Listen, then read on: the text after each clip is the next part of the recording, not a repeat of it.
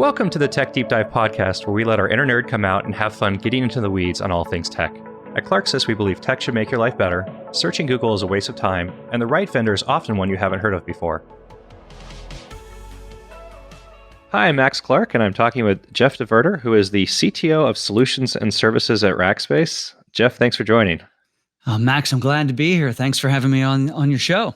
I've actually been looking forward to this one. So, Jeff, looking at your background, you've started in cable and operations, and you move into banks and financial services, and from there, I won't plug one, but I use it and I love it. But from there, you end up at Rackspace, and you escape a little while, and boomerang back. So you've kind of been around the horn here, from physical infrastructure to cloud infrastructure to physical to cloud, and I'm kind of curious just to start off talking about what that's been like for you and how this has evolved over the years. Sure. So, it does. The resume does look a little curious when you look at how it's strung all together. But as I look back on it, there's some common threads of what caused a lot of it. So when I jumped into technology, and by the way, before that, I actually had a pre-career in music, but that's a whole nother podcast we'll visit about at some point. But when I jumped into it, I was really focused on, predominantly from a technology perspective, it was the Microsoft stack. It was very initially, helping build very large server environments that ultimately the U.S. government used as part of military readiness from a medical perspective. It was a super interesting project. And from there, I did what a lot of folks in technology do, and that is you get into a job, it's going really well, you learn something new, and that creates an opportunity. And off you go to that opportunity. So I was stuck in this cycle there for a little while, where every couple of years there was a hop involved, and it was always off to something interesting and different. So I was over into banking, but obviously in the technology aspect of it, where I was leading a team, and that's where I really started to dip my toe less from an infrastructure perspective, and now in the collaboration suites. Specifically, Microsoft SharePoint was the technology of the day, and that caused me to then make another move. And off I went to another company there in San Antonio, still in the financial services sector, and went a whole lot deeper in the SharePoint space. And that created additional opportunity. And that's where I joined Rackspace. That was in 2008. And for the couple of 3-4 jobs before that, it was every year, 9 months, 2 years, there was a jump involved. And I realized once I made it to Rackspace, and I went there to launch an offering for them around single tenant, or what we call dedicated racks, or dedicated SharePoint offering for customers. And I was about 2.5 years into that job, and I went home from work one day, and I said, hey, I talked to my wife, and I said, Michelle, you know how I leave jobs every 2 years because I get bored or I get an itch and there's an opportunity? Well, I forgot to get bored, and I'm having too much fun. So I'm not going anywhere for a while. And it wasn't until 10 years later that I had made a little change, just because I really felt like I fell into a great place. And that great place, Rackspace was great about investing in what we call rackers, the individuals. And I had such opportunity to build there. And that's what I love to do. I love to build things, love to build organizations, love to build support teams, love to build new offerings. And so initially it was SharePoint, then it was an exchange offering, a single tenant exchange offering, and then what was Skype at the time, and then it was the private cloud offering and the public cloud offering, and then CTO stuff. And, again, I'm about 10 years into it, and till I'd gotten to a point where I wanted to make another change. But that change was driven because where Rackspace was at the time, I didn't have a chance to build anymore, just in its evolution and its leadership and what was going on. So I had an opportunity pop up, and off I went for another year and 9 months. Which was going fun and it was great, but I did something I've never done before, and that was go back. I boomeranged back to Rackspace because I had an opportunity. Actually, I got the call. I was on a business trip, and I called my wife, and he goes, "You're never going to believe who just called me about a job." She says, "Who?" And I say, "It's Rackspace." And she goes, "Well, what's the opportunity? By the way, you're crazy, but what's the opportunity?"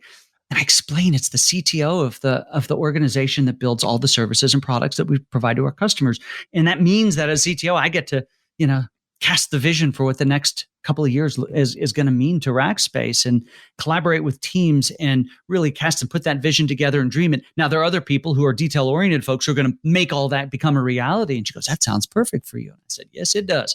When do I start?" So back at the beginning part of January, right after the holiday break, back to Rackspace I came, and boy, am I glad I'm back.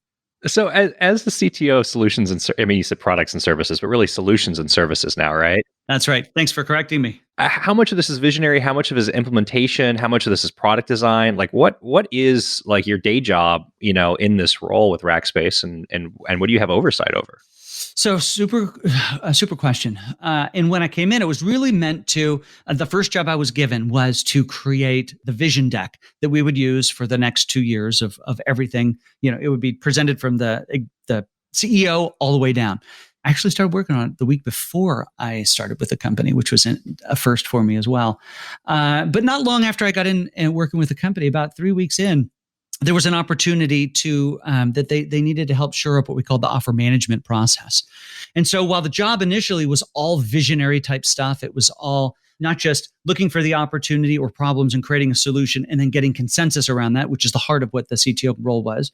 It was around then also the offering management process, which is how we take products and services and solutions through the process of institutionalizing it at Rackspace so that the entire company can then deliver on that capability, which was very different than the whole vision thing, because this was a detail-oriented job. This was making sure that I's were dotted, the T's were crossed, that we had alignment, not just from, is this the right technology, to can we support the technology? Are we aligned from a legal perspective? Are we aligned and trained from a sales perspective? All the way through all aspects of the company, not just here in the US, but all around the world in our EMEA region and APJ. And this was I was meant to come in and just help shore this thing up, create a new structure for it, what its vision would be, and then build a team that could then carry it, which is what I've done, and handed it off to an extraordinarily talented individual inside of the company. And now he runs that. And now I'm back to just the day job of CTO, which is really where I wanted to be in the first place. So to answer your question, it is predominantly vision type work, but it's also about building consensus, which is, I find, the hardest thing to do, because I like to go around and I like to think I can tell somebody something once and they're going to know it and remember it. But as we know, humans don't necessarily work that way. So there's a lot of repetition. There's a lot of road shows. There's a lot of team meetings, but that's all great. Love to talk to people. I mean, you touched on this. I mean, Rackspace is a large global company. And when you talk about institutionalizing and maintaining consistency, Rackspace has operationalized and scaled its teams globally, and that does really two things for you, right? I mean, on the one side, it makes you a little bit less flexible in terms of like customization in some regards, but the other side of it is, and when a customer calls in at any time of the day and talks to anybody anywhere in the world at anything, the support experience is very uniform and consistent, and so, and that's in many cases a better trade. You get into a situation where. Now, Rackspace is also known as, the company started as a bare metal or dedicated server company, and it's evolved up. And we're here to talk about this evolution now into public cloud and clouds, right? Mm-hmm. And so, can you give me a little of the history of Rackspace's approach to public clouds? And I think it'll be good to talk about, where this started and where it is today. Sure. So Rackspace, this sounds really funny to some people today. And Rackspace built a multi-billion-dollar business on the fact that they could turn a server on for a customer in 14 days. We cringe at the thought of that today. 14 days, can you imagine? But back in 2005, 2000, the fact that you could get a server at all was impressive. Or rent a server. I mean, that's the whole concept of a managed hoster, which is what we were in the beginning. It's what we invented. We invented that whole market. But we could turn on a server or a whole environment for a customer in 14 days. And that would be an environment that would have all the right firewall stuff in front of it, all the infrastructure that we would design custom for them, and all the storage that would be behind it, and a support team that would wrap around them 24/7 to be able to solve any of the problems they had around that infrastructure. And obviously there was a huge gap in the market from maturity is not even the right word, but even from an awareness of what was needed. So think about a big organization, because this actually lends to a really important point as the cloud world came along. And that is, in a large organization, you had an IT team, and that IT team's goal or mission was to provide a consistent level of experience for their computing infrastructure for the rest of the business, whatever that business might be, selling, high style wingtip shoes, it might be, let's call it that. So it's a shoe company. And they wanted to do it consistently. They didn't want the phone to ring on the weekend. They wanted it to work. They wanted single vendors, but they were wrapped around by a procurement team, because large enterprises leave all the procurement to a dedicated people who can get the best product for the lowest price. if you're inside of marketing and all you're trying to do is get a website up so that you can talk about how great your company is, your individual products are inside of your department, and now you got to go to IT and you got to follow their checks and fill out their forms, and IT then has got to order infrastructure, and then that means it's going to be dealt with by procurement, and procurement's going to go find some gear, and eventually it's going to get shipped by some company, Dell, HP, whomever, and it's going to show up in a data center. Well, they've got a backlog of things. Who knows when it's going to get out of a box and get into a rack? And once it's in the rack, it goes on to the kick team, and the kick team's going to put an OS on there. And then it's got to get hardened for the company standards, who are so unique and so special. And you get the point. It just takes forever for infrastructure to get online until people found Rackspace. And that was the opportunity that we found. And that was, you know what? We could get a server online faster. We could support it in a way that met their outcomes, their needs, and make it available to them. And that scratched an itch in the industry. And we grew. And we had some huge competitors at the time. Now, if you remember back, this company started in 98. Remember the beginning of 2000s, there's a bit of an economic downturn. And we saw a lot of our competitors go away. The people who were fighting really hard all of a sudden were saying, hey, you want to buy my company? So we came out of that one with a lot less competitors. Really, the ones that were left were some pretty big telcos who had bought up a lot of our regional competitors. But then in 2008, here comes another economic downturn. And we came out of that super strong, because this is a great industry to be in when things get hard, because either companies are looking for better, more economical ways to make it happen. And we were able to do that. But it was also about this time, the bookseller became a web seller. We think about Amazon in this context. And I remember the CEO at the time was walking around handing out a printout of what Bezos was up to with AWS. And he said, this is something we're going to have to pay attention to. So that was in 2010, 2009. I guess that conversation happened. So we didn't pay a whole lot of attention up until the point we thought, you know what? Maybe we need our own cloud. Rackspace built a cloud. We built it with NASA, which is really kind of cool. When Rackspace does something big, they do it really big. It's just awesome. So off we go to find NASA. We find NASA. We build our first public cloud. We build this thing called OpenStack. And we take a very revolutionary approach to it, making it open to the world. We consume this thing. We're also part of the consortium that runs it. But at this point, we are squarely competing with public cloud vendors. Microsoft is starting to think about what Azure might be. AWS is all in, and we are competing with those guys. It's not a great company to compete with, because logistical geniuses. And we'll just call them well-funded. And I was there, and it was a really interesting thing happening at this point in the evolution of the company. And that was, first thing that happened was that when the company started, they built all their own servers. So literally ordering components, white boxes. They would order the racks that they went on originally. They were bread drying racks from bakeries, because they could lay them flat, and they found they could get the most of them in there, because they didn't have rack rails. They didn't have any of that stuff. It was just a white box like what you would have under your desk. And so then they decided, all right, we're getting out of the building our own department, and partnered up with, I think it was Dell at the time. And so now we're buying servers. And a thing happened in a racker's brain that, maybe it wasn't me putting memory sticks in this thing that made it special, but we'll go with another company, but something's different here. So we go with a Dell to provide the infrastructure. And then we build our own public cloud. And we started to have people in pockets of the company saying, look, it's not the infrastructure that makes us unique and special. It is what rackers do with that infrastructure that solves customers' business problems. We should support Amazon. We should support Microsoft. We should support what would become Google. And those were some fights. I mean, I think there may still be some hardcore folks in the back corner going, I like our servers better.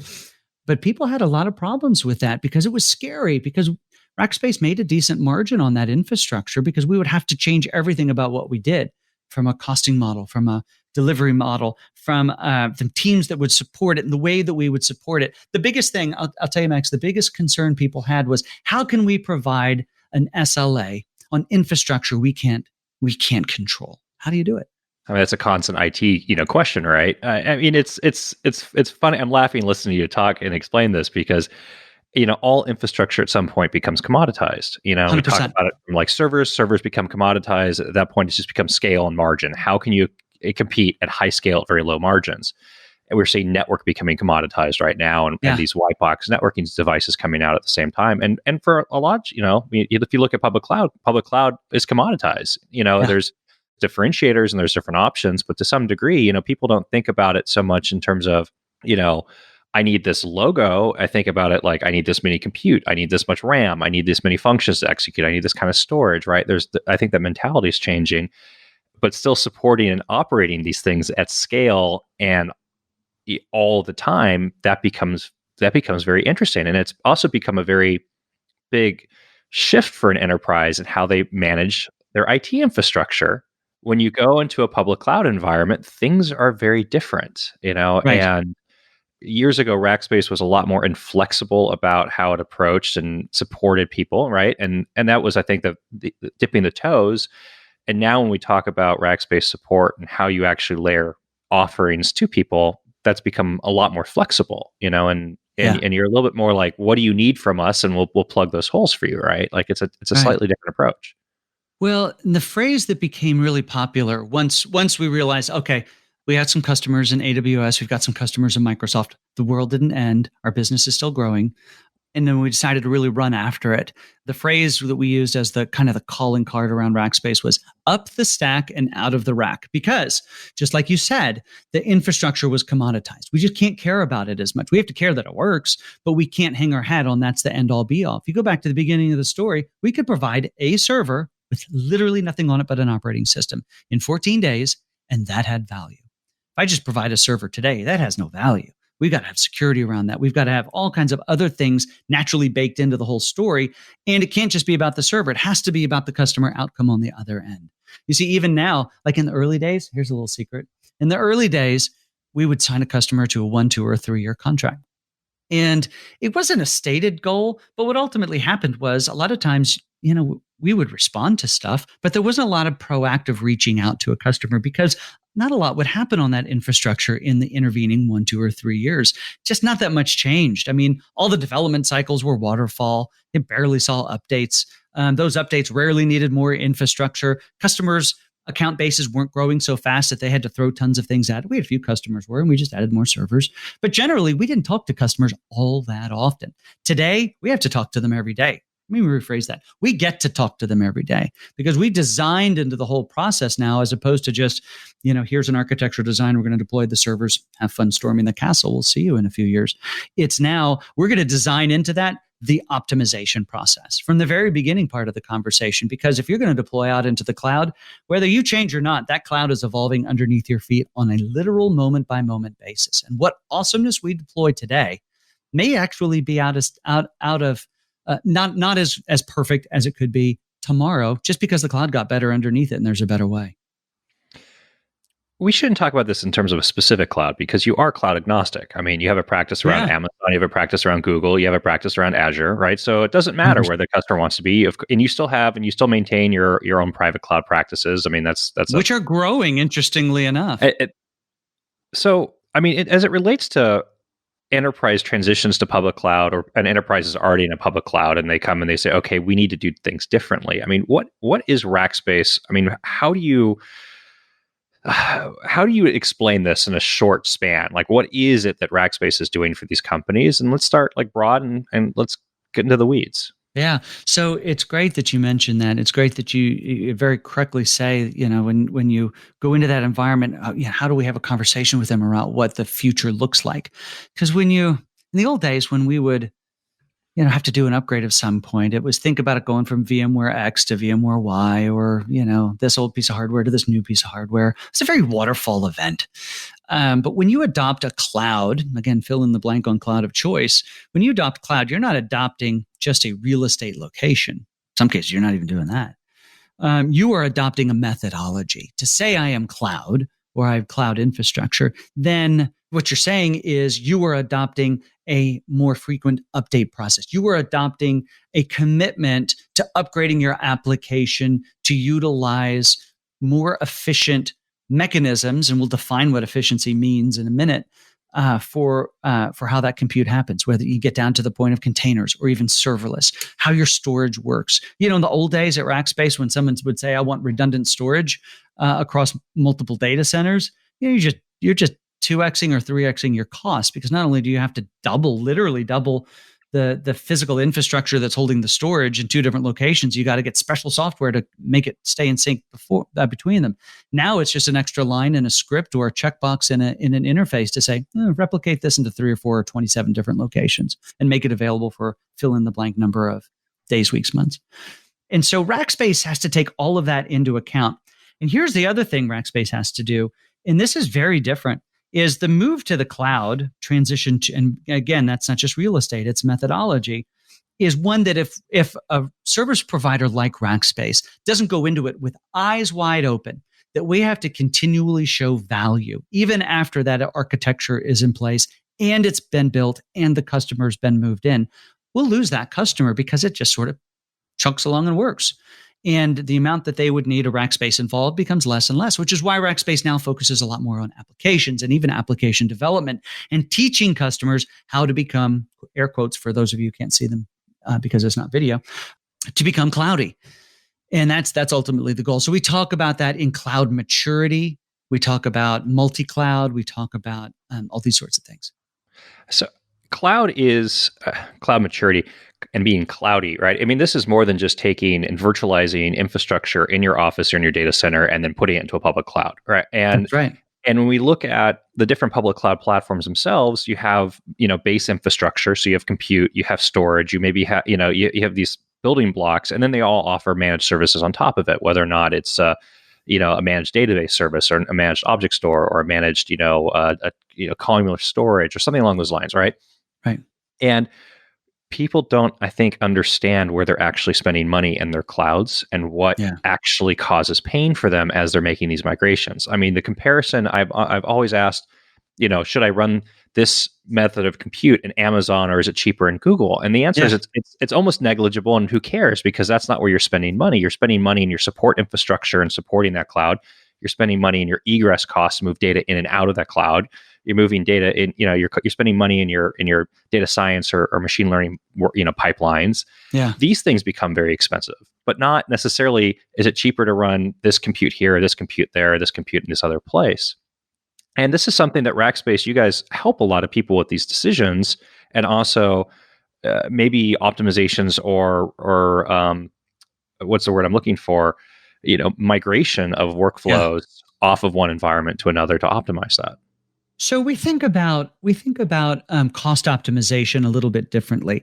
So as a company goes down the road into cloud and cloud evolution from a maturity perspective, they have a decision to make. And I've been having a similar conversation, the same conversation for about the past 4 years. And that's when somebody says, should I be worried? I hate this conversation. Should I be worried about vendor lock-in? Everybody's worried about vendor lock-in. And it's sort of right. If you're all committed on, Dell, and Dell raises their hardware, then, how easy or hard is it to move over to HP or whatever it might be?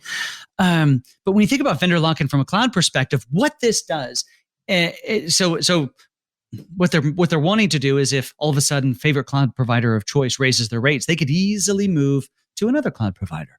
But what this does, first of all, nobody's going to raise their rates like they're afraid of. But what it does is it forces them to the lowest common denominator of capability. If their only concern is lowering cost through being concerned about vendor lock-in, then they should absolutely go back and buy servers and put them in their data center or come to Rackspace for private cloud technologies, because they're not going to evolve.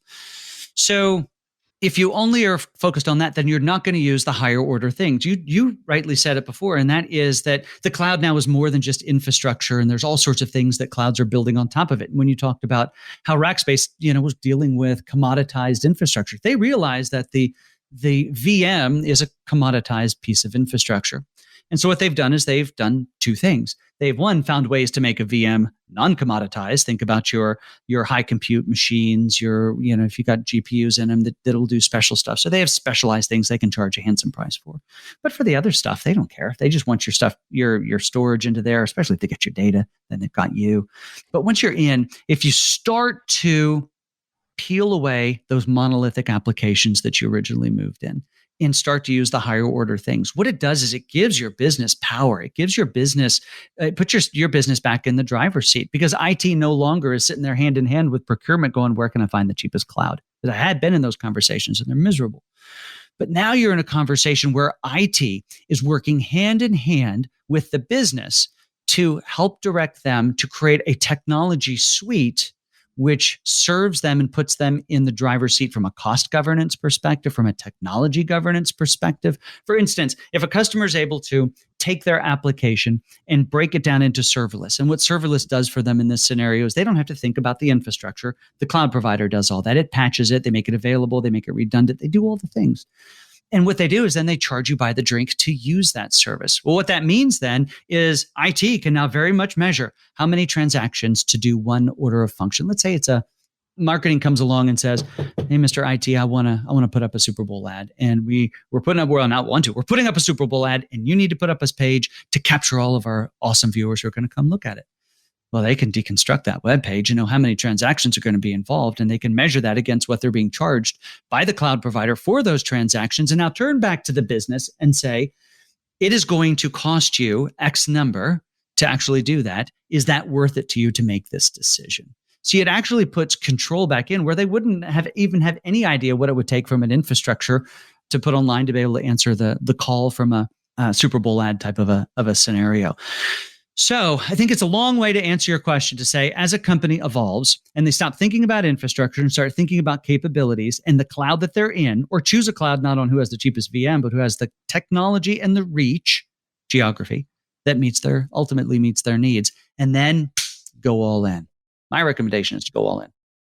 Conversation I have often relates to core infrastructure, building blocks, service, versus managed services. Example, Kafka, right? Are you going to run Kafka on your own infrastructure? Or are you going to run Kinesis, right? Are you going to run, Cassandra or, the various distributed database tools, or are you going to run something that's managed for you, DynamoDB? And the way that I relate it now in a lot of ways is more about velocity. There's And I had a CTO that was much smarter than I years ago explain this to me in the sense of, if you have finite resources in terms of usually it's people, you have finite resources and people that can implement processes for your business.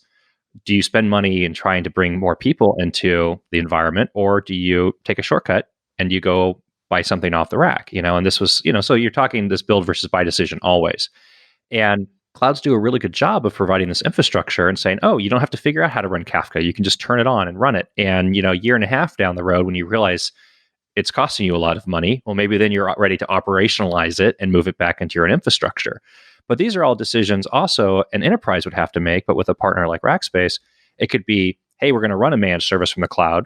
And okay, we've now identified this as something that we don't want to run anymore. So can you operate this for us and adjust how we're getting billed from, and maybe we don't want a per transaction. We want predictable monthly spend. We want to know this is going to cost us $40,000 a month every month the rest of the year, and then we can scale it up or scale it down. I mean, that adds a lot of value. You talk about value creation. I mean, helping people make these things definitely adds a lot of value.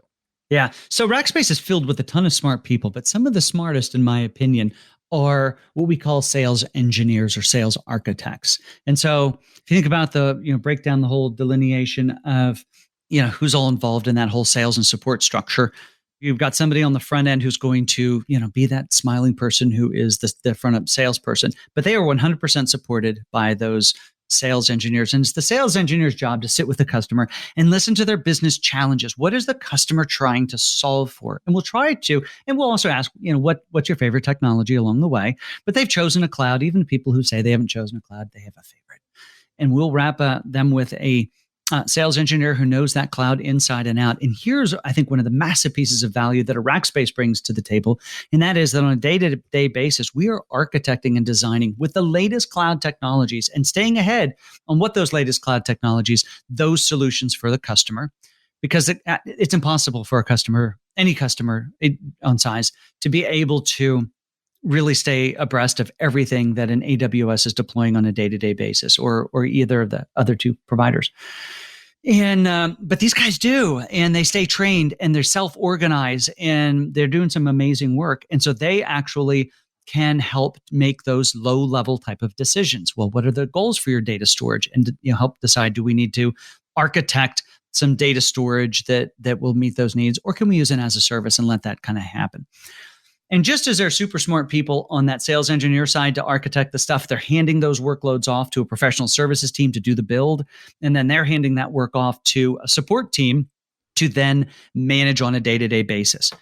Now I can see you about to raise your hand, Max, and go, but it's in the cloud. What do you have to manage? Doesn't Amazon or Microsoft take care of all of that? Well, they're going to make sure the infrastructure is running, but we will make sure that the application, the solution, stays functional, current, secure, all those sorts of things. So that's a good segue, because you talk about, what infrastructure support comes from the cloud vendor. In a lot of cases, especially as you get larger in consumption, the cloud provider will force you into support agreements with them.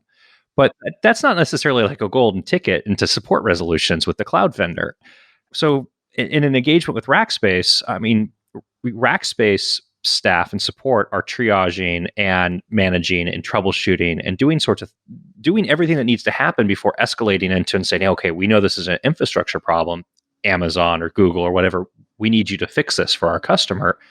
But you have leverage and scale now, because by the time you talk to AWS and you call, and you call them up on the phone, it's like, okay, we know you've already done all these other things. You can skip a lot of lines. What is that like with that infrastructure control? It's shifted, right? You're not talking about go to the data center and go touch a box. Now it's escalate into an infrastructure provider.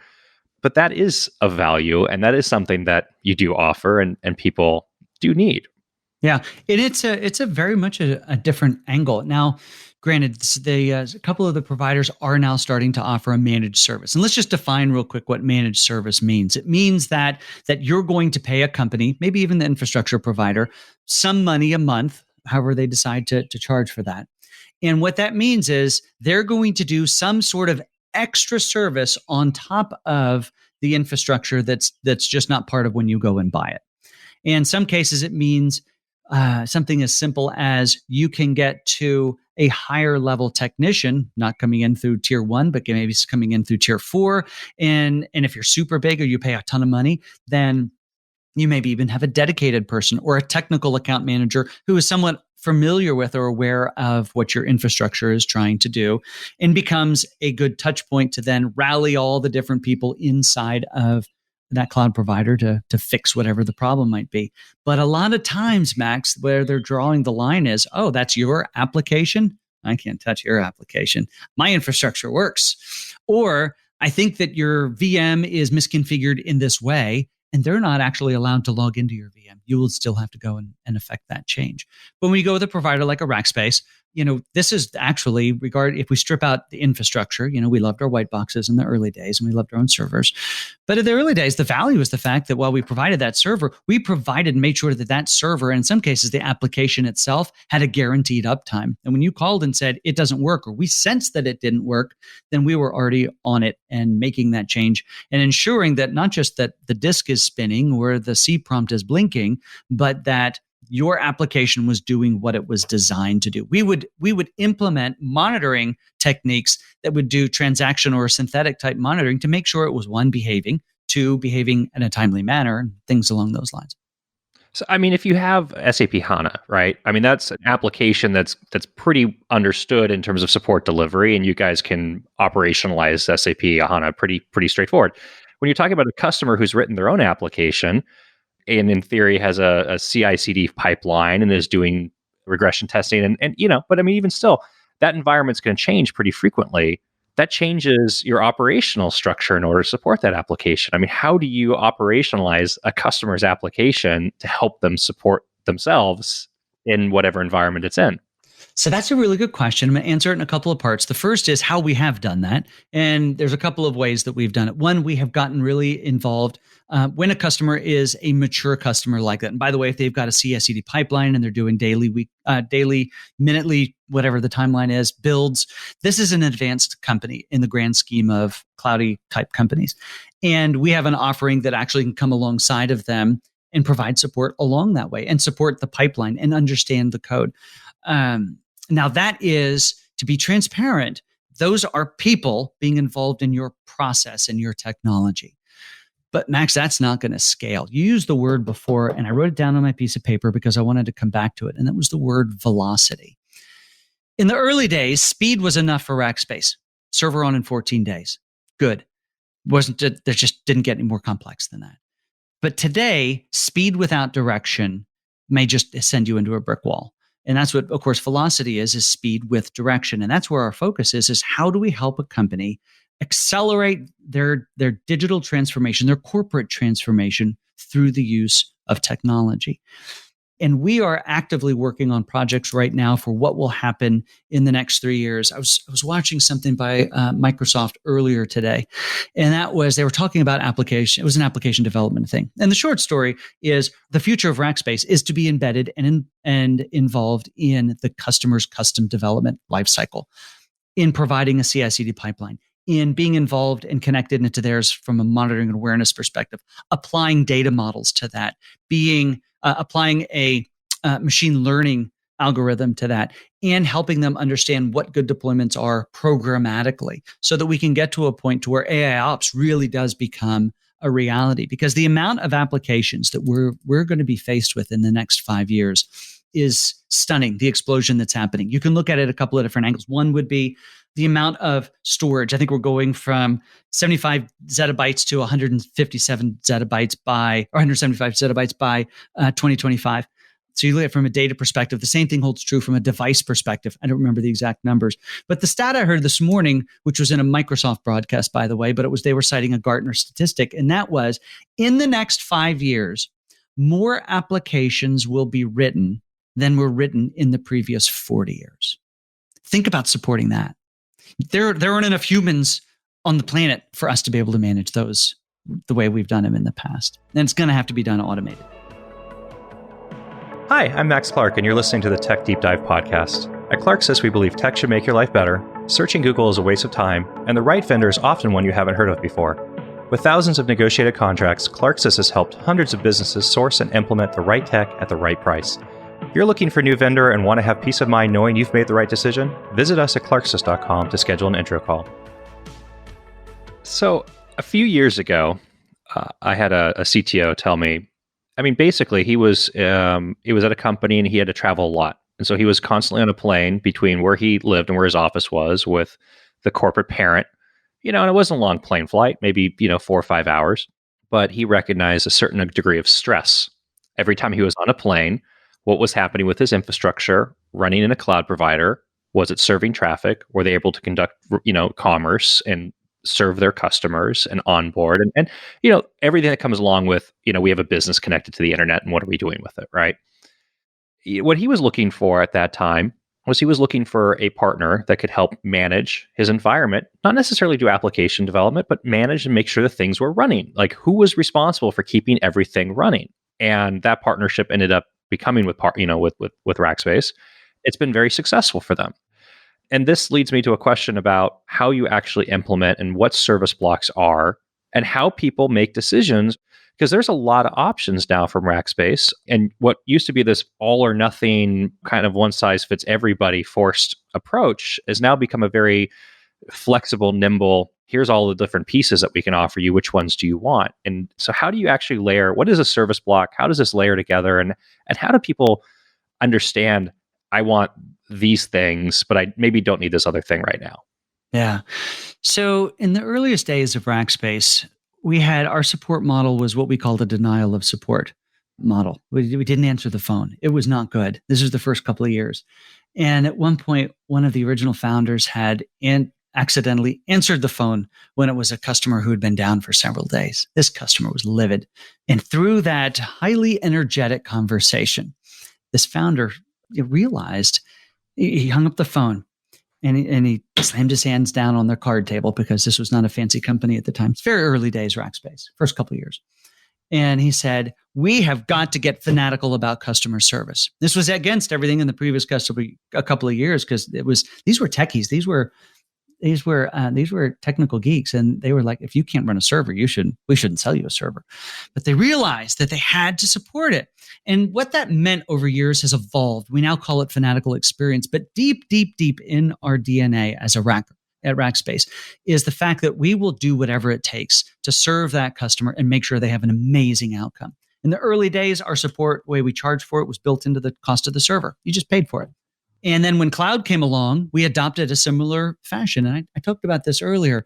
And that was we have to continue at Rackspace to figure out how to provide value. Because here's the hint. In the early days, we didn't figure that out. And we had some customers leave us. Because after they were deployed and things were just working, you know what? Cloud provider had monitoring. You know what? Cloud provider has backup. You know what? Cloud provider, I could probably eventually get on the phone and help me and serve it. While they did still see some value in Rackspace, maybe they didn't see the value for everything we were charging them for. And so along comes service blocks. What we did was we blew up the whole support model. And it was one of the smartest things I think Rackspace has ever done. And what they did was instead of saying, all right, if you're gonna go buy $100 worth of infrastructure, I'm gonna charge you $20 a month to support it. A fixed, variable model based on how much you consume. And as opposed to that, and then saying, oh, okay, everything that we would normally do for a customer, we're going to break down into these, I call them bite-sized or fun-sized bits of service and support that you can add and remove without penalty from Rackspace. So when you're going through the initial move out into Rackspace, that whole advise and design, that's a service block. You consume that, you get a tangible deliverable, and that feeds into the migration work. It's another service block. You buy that service block to get the migration stuff. Well, as your cloud starts to come online, you have foundational capabilities. We call it foundation services to be able to do the blocking and tackling of managing things in the cloud, the monitoring, ticketing, these sorts of just very basic stuff, helping you with tagging strategies, but not doing a lot proactively, very reactive. But the more embedded you want Rackspace to be involved in that process, there's a service block for that. And you can make, as a customer, that decision. You will not be given in our cloud-based environments, you will not be given a fixed fee services, managed services capability. You'll be able to tailor that from a capability perspective to best meet what it is that you want to do. You get to a point where things are just sort of working and you've got other things to focus on in your business, scale some of that stuff back down. Get it to where it makes sense. Keep us doing the base stuff. As soon as you need to go deeper with this, you can scale that back up. Again, all without penalty, which is unheard of. Something that Rackspace does as part of your foundational services that I don't think people understand is you include cost monitoring, optimization, and governance tools that are automated. I mean, this is something that's very sophisticated intellectual property around these things. But anybody who's ever tried to dig into their AWS bill and figure out what they're actually paying and how much and why and what for and are things, and this and people talk about it and like, oh, is this VM running or is it the right size? I mean, that's the really sophisticated stuff. There's like basic things of like, oh, I disconnected a VM, but I didn't get rid of the block storage for it. And so I have all these EBS volumes that are still around and these things pile up. And all of a sudden you're like, well, that's a significant amount of money each month. So, with your foundational services, you do include software, you do include a systems to allow people to actually better understand what they're spending. Do they want to set thresholds? They want to set alerts on these things. They want to set notifications. So, hey, oops, somebody spun something up and forgot to turn it down. We get an alert before the bill comes at the end of the month. Or do we have a security policy set up properly? And is this being tracked? And are things changing that shouldn't change? And even within that, if you look at what it would cost to acquire that technology and that capability outside of it, I mean, a lot of that cost, I mean, it's incredible that it's included, and you really should talk about it more because people need that. I mean, and there's some resistance to it from the whole stance of, oh, you're going to help me figure out how to go into reserved instances, or you're going to help me figure out, instance resizing, but I can't do it. So like, that's not really a value. But the flip of it is actually having reporting and data and trend analysis against the awareness alone. Yep, yeah. Exactly. And the fact that those tools work cross-cloud as well, so that if you are a multi-cloud customer, you're able to get visibility and that same kind of response and reporting across all of those clouds. It's interesting that you mentioned tag strategies, and anybody who's been in public cloud for any amount of time and then actually wants to come back and be able to do divisional billing or reporting, all of a sudden you start talking about tagging, and then how do you actually roll out tagging? And as something of Rackspace's onboarding of helping people go through and say, okay, here's a tagging strategy, and how do we actually tag resources? And actually, because that influences what is your billing structure? How do you support all this other thing? How do you report against it? How do you say, hey, I'm the IT department, I'm managing this stuff, I'm not expensive. Marketing had a Super Bowl commercial that was really expensive last month. It wasn't my fault, right? These are all things I don't think a lot of places think about until after the fact, and going into a process with Rackspace where you're bringing this up at the beginning of it and really trying to help drive into an operational excellence. These are all good places for the enterprise. Well, and another thing they don't necessarily think about is a lot of companies, I mentioned earlier before, where a strategy to help from vendor lock-in is they will have, okay, we're going to make two clouds available to the enterprise. Go. Now what happens immediately? Boom, factions form. You got the AWS camp, you got the Microsoft or Google camp over here. And they may sit next to each other in the lunchroom, but that's as friendly as they're going to be. God forbid they would actually agree on tagging strategy, on or even any of the other architectural elements, unless it's a super large organization that can really heavy-handed do it. But what Rackspace realizes this is a challenge, and we're in the process of creating some new technology, which I am spending a majority of my time on these days, and I'm so excited about. But what it's going to do is it is going to operationalize multi-cloud for customers. It's not going to. So Rackspace today, we do that by force, and we do that just through sheer human will and common account teams who connect the dots. I'm not, transparency here. They're doing it manually. But what we're in the process of creating right now is a commonality across clouds for customers, not to where we want you to use a common cloud management portal. We don't want to homogenize the cloud experience. We want to homogenize all of the things that you have to solve for that really have nothing to do with how do I make a server run better? Or how do I make my application run better? Think of it like tagging is a huge one. Cost governance is a huge one. Usage governance is a huge one. Backup. How do we ensure that I have common backup and monitoring across everything and be able to look at all that stuff from a single pane of glass, or have API access to that I can ingest that and deal with it in my own internal systems? So that's the next piece that Rackspace is working on, where we've got the MVP under construction at the moment, and it'll start to see the light of day in the next few months.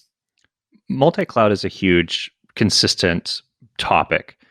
And I think every serious public cloud deployment ends up in some version of multi-cloud. And I feel like that conversation starts with, we're going to have redundancy against cloud vendors, and then it shifts very quickly to, we have so much ingrained application in one that we can't effectively go multi-cloud, because shifting data and synchronizing data between environments becomes the complicated piece of it. But it's I'm on cloud vendor A, and cloud vendor B has a very interesting application that I want to run. And the first ones that we really saw this a lot with was the machine learning pipelines, running into, taking out of Redshift and going into Google in order to run BigQuery and TensorFlow, right? That became like a huge popular thing. Now, I mean, AWS would argue that if the application was re-implemented, that Redshift would be just as efficient, and what Redshift is doing now would be, even easier. And that's a different conversation, right? That comes into like architectural decisions and application pipelining, all these different things that you guys can help with as well. But what do you see multi-cloud going over the next, let's call it 2 years, right? Because I think that's a long enough horizon we can have like a serious chat about. I mean, what is the reality of multi-cloud? So the reality of multi-cloud is everybody will be multi-cloud. And in the early days, unless you're a really large company, I actively tried to dissuade companies from utilizing multiple clouds, because you have to solve for so many things every time, all the stuff that I just mentioned, and not to mention the internal expertise that you have to maintain and train and hire for and manage and all the above. But at this point, we're at a point where companies are big enough, clouds are mature enough, interoperability is good enough that the world will be multi-cloud. Even if you think of it as something as simple as, I'm using Office 365 over there, but GCP is my data cloud of choice, and I'm putting all of my other compute and web-facing properties over in AWS. That is a very real scenario that's happening over and over and over again and out in the wild. And it's only going to get worse, because more things are going to be cloud-based. Less and less will we see infrastructure being used, and less will we see companies, I believe, just dedicated to how can I do it all in one. Now, if you are a smaller company, I highly recommend you find a cloud and hold on close, and find one that can serve you all the way across. And that really is that's going to narrow you down more on, when I say all the way across, I mean from collaboration to end user tools to your cloud-based things. You really have two choices here. It's Google, it's going to be Microsoft. But as you get larger, you can think about multi-cloud. And the other thing I think that's going to drive multi-cloud story all the more is our containers, because containers are the great democratizer, in my opinion. Because it's this thing I can pick up and I can move, and it's going to run the same, on my laptop. It's going to run the same in my dev farm. It's going to run the same out in the wild in a bunch of servers.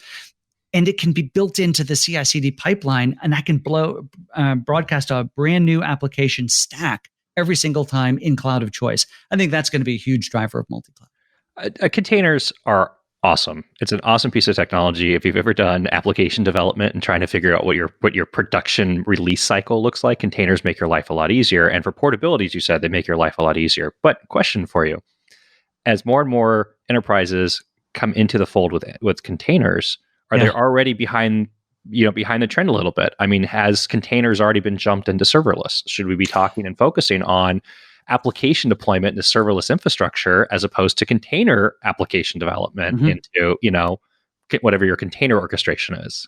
Right. So I don't think so. All companies are behind right now. That's a starting block. Second piece is it depends, is my other answer, because if vendor lock-in is a concern, and I throw a lot of rocks at vendor lock-in, but containers are a good way to actually get around that. The other piece is that it is a great way, in my opinion, to deconstruct monolithic applications into the next logical building block. So I can take a VM and now I can start to containerize applications. And you get economies of scale. Let's be real about that. There are benefits to utilizing them from a cost perspective, from an availability perspective. Even if you're thinking about on-prem private clouds or a Rackspace private cloud, or bursting or utilizing resources out in a public cloud. So it is, in my opinion, a logical stepping stone to serverless.